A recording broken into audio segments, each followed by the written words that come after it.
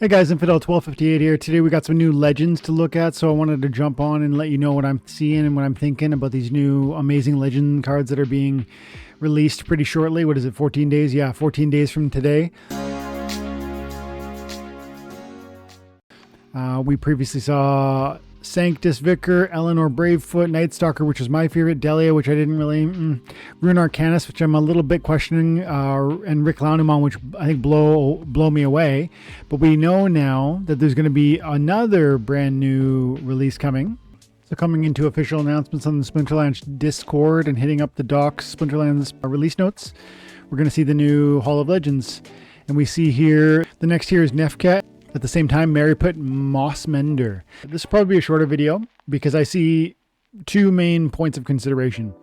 But first and foremost, let's look at Nephket, basic stat analysis, and then quickly the importance that I see this card filling, and then same with Meriput. So Nephket, 7 mana, 1 archery, 4 melee, 3 speed, 5 hit points. Relatively vulnerable, but at the same time, it has the sneak attack capacity, meaning you don't need to put it in the front line. And this is definitely a meaningful attack. 5 damage, significant. Add to that stun, that's pretty wild. Add to that knockout, that's amazing.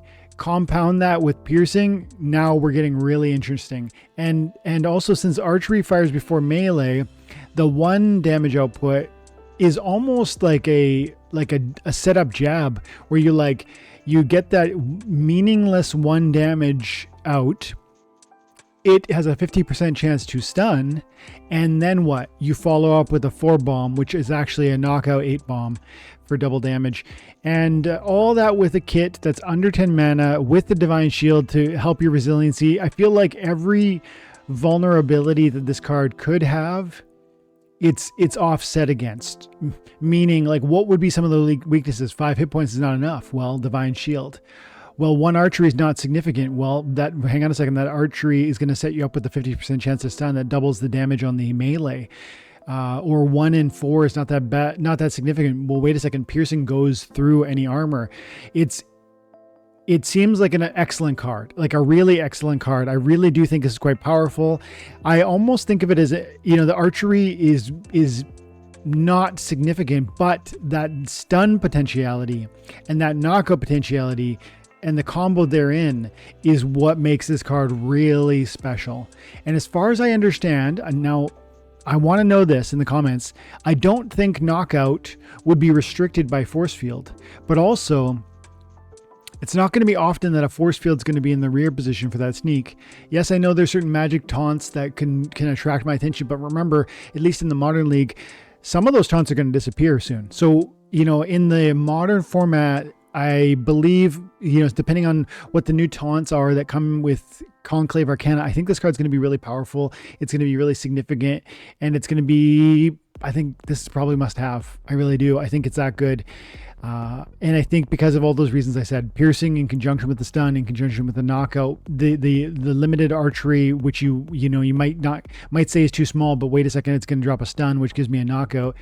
Good. The one limitation is that 3 speed, but with life and with 2 different splinters to draw on, you're going to be able to bring in swiftnesses, or slows. And so for that reason, I really think this card's exceptional. Let's the price point will obviously be something like the others that we've seen out here, with the legendaries being 550 or 50,000 DC per BCX, or 550,000 per max level. Of course, I think that's quite expensive. I personally don't know that I would be signing up for that full payment, but I think at the highest levels, this card is going to stand out. Let's leave it there. Moving on to Meriput, Mossmender. In terms of stats, you got 6 mana, 2 damage output from the magic type, 1 speed, 1 armor, 2 hit points, and it does go all the way up to, 6 hit points if you max this thing out, which is getting into that sort of relatively sustainable level. Certainly at these lower league levels, I'm going to say you're quite vulnerable. And the speed remains slow the whole time. You get a little bit of armor. So I think this is not going to be particularly weak, which is nice to see, because it is a support monster, but the damage is clearly not very substantial. If there's 1 void or if there's 1 silence, suddenly you're doing 1. This is not a damage dealer.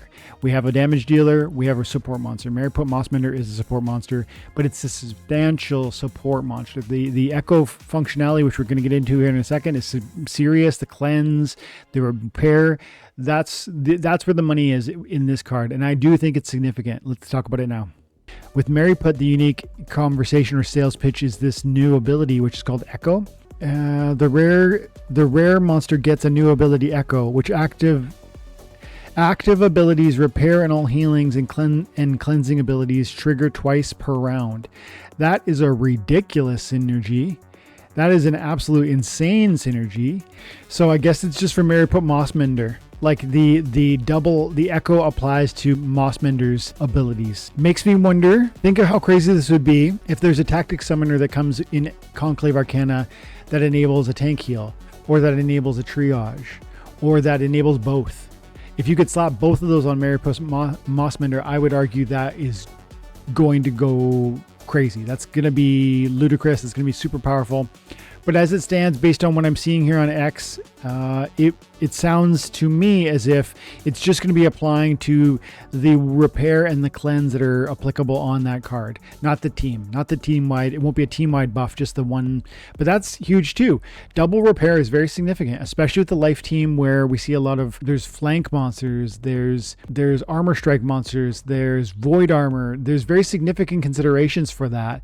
And so I would argue this is very powerful and significant just from a double repair, repairing maybe yourself as well as the front line, or the front line twice, or the front line back. Like there's versatility there, and I think that's going to be really, really significant, especially since we're actually seeing a reduction in repairs moving into Conclave Arcana. I was looking at this recently, but if you look at monsters within the Rebellion or Rebellion Reward and you search repair, currently these are the two and only monsters that you can have access to that will have repair. At the highest level, you get the repair with Rune Sayer Savea, and at the highest level, there's a repair on the Anachron Bolter.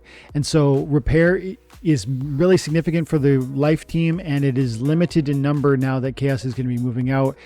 Meriput therefore has an even greater significance or foothold in the meta for that life splinter. And again, bringing the opportunity to play across multiple splinters makes each one of these legend cards so substantial, because right now I'm focusing on the life side, but there's definitely earth splinter considerations that I'm not currently imagining. Plus the cleanse, almost fighting back against expose and the capacity to remove defenses. And so the cleanse will restore defenses to your Grimbarden Smith or whatever, your main tank it's being exposed is. And so I would argue of these two cards, obviously we have great offensive potential over here. We have great defensive potential in here. I think they both have an amazing and important niche, and this is maybe the most balanced set of legends that I've seen thus far be released in this set of promos. And I would argue that they both are really highly desirable. And then the question ultimately ends up landing with, one, what's your budget? And two, what do you need? We know we can't afford everything, and so we're not going to be max power within every splinter. Are you focusing on life? If so, both these cards are going to be significant to you. Are you focusing on earth or on water? Well, that might narrow down your search within these, but I really think these are going to be really meaningful for both of them. And I think with Nephket, I would argue at level 2, this thing gets... Like that synergy is most of what I want from this thing, to have the knockout and the stun at level 2. So, 3 BCX, not 11 is maybe what I would want. Meriput Mossmender, even though I play in Diamond 1 and I'm fighting for champ and I hope to be a champion in Modern League, moving in, following Conclave Arcana, I do not see that I'm going to be able to budget the sort of funds that are necessary to get me up here. I'm not sure I'm going to be able to do that, even though I do see this as deeply meaningful. That's how I feel about these cards and where I think they're going to fit in the meta and whether or not I think they're worth it. What do you guys think? Let me know in the comments below. Have an amazing day. God bless.